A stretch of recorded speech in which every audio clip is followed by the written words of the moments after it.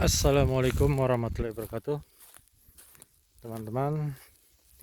Update terbaru ya untuk lahan kita yang berikutnya. Sedang dilakukan pembuatan bedengan seperti biasa ya. Pola saya bedengan 1 meter untuk bedengan tinggi 50 cm, untuk jalur perawatan juga 1 meter, agar sirkulasi udara di lahan kita dapat terkondisikan dengan baik ya, karena sirkulasi udara yang buruk dapat menyebabkan patogen-patogen penyakit yang bisa membuat kita gagal panen. Seperti biasa, bedengan kita 25 meter kali 23 meter. Ini ada 9 bedengan ya.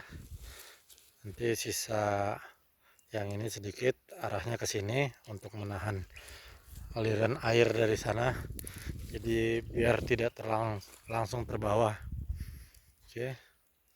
Nah, ini gunung apa ya?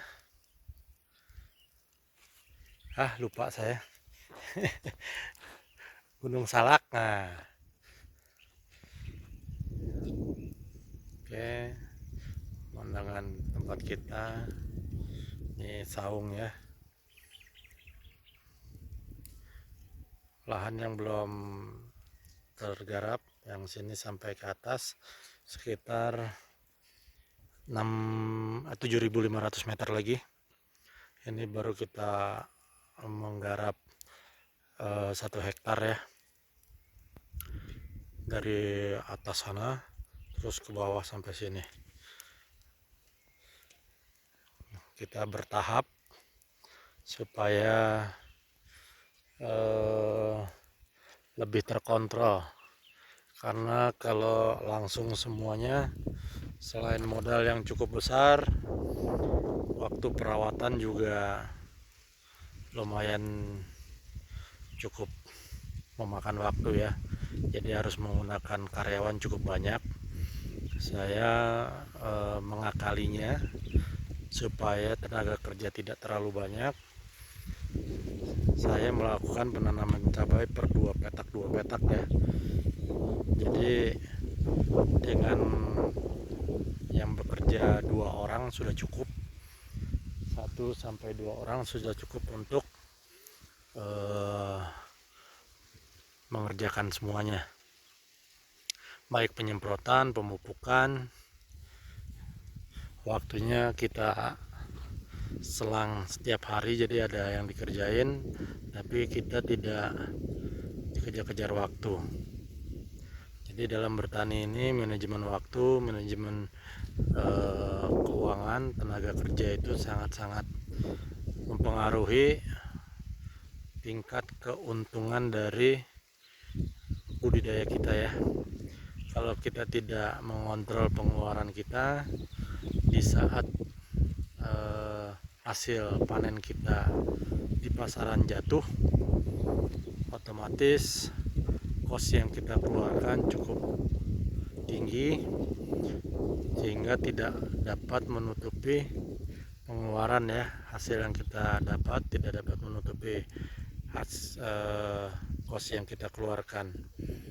Jadi teman-teman juga harus pertimbangkan biaya paling tinggi itu tenaga kerja ya, pupuk, obat, dan tenaga kerja. Jadi teman-teman harus menghitung semua, tenaga kerja, pupuk, tanaman yang akan kita tanam,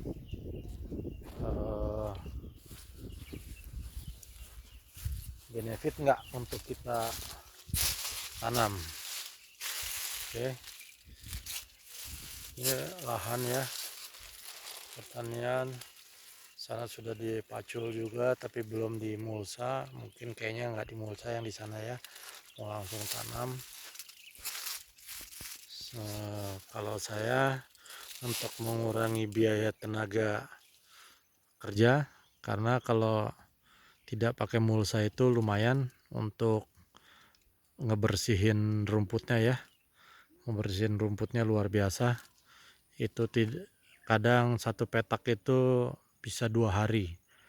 Kalau satu harinya tenaga kerja di sini sehari itu 85.000 ya, satu petak 160.000, dan itu bisa dilakukan sebulan sekali, jadi lumayan pengeluarannya. Kalau dalam masa tanam kita 3 bulan masa panennya, tanaman yang 3 bulan seperti cabai gitu 3 bulan, otomatis untuk penyiangan gulma saja sudah makan biaya 190.000 per bulan kali 3.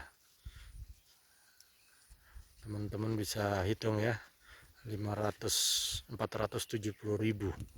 itu hanya biaya pengandalian gulma satu petak ya. Gimana kalau kita punya 10 petak, udah 4 juta ya. Jadi penggunaan mulsa itu sangat membantu kita. Jadi kalau untuk di sisi-sisi jalan perawatan, kita nanti bisa dipakai herbisida ya, menggunakan herbisida, jadi mengurangi tenaga kerja. Oke, ini rencana untuk tanaman berikutnya. Saya akan menanam cabai merah besar dengan cabai rawit ya. Tapi sebelum cabai itu mungkin akan masuk timun dengan sawi putih ya. Nanti di jalur perawatan saya juga rencananya akan tanam kol. Jadi di jalur perawatan juga kita harus manfaatkan di sisi-sisinya, kita bisa satu sisi tanam kol. Jadi sambil menunggu cabai masih bisa menghasilkan dari sayuran yang lain. Oke teman-teman, terima kasih. Jangan lupa subscribe-nya, like, dan juga komen. Menurut teman-teman, apa yang terbaik untuk musim tanam sekarang, karena sekarang masih musim panas ya. Kira-kira 2 atau 3 bulan ke depan, harga apa yang cukup baik, harga apa yang cukup bagus, yang potensial untuk kita tanam. Kita bisa berbagi, kita bisa sharing supaya bertani kita itu menguntungkan. Oke, itu aja. Wassalamualaikum warahmatullahi wabarakatuh.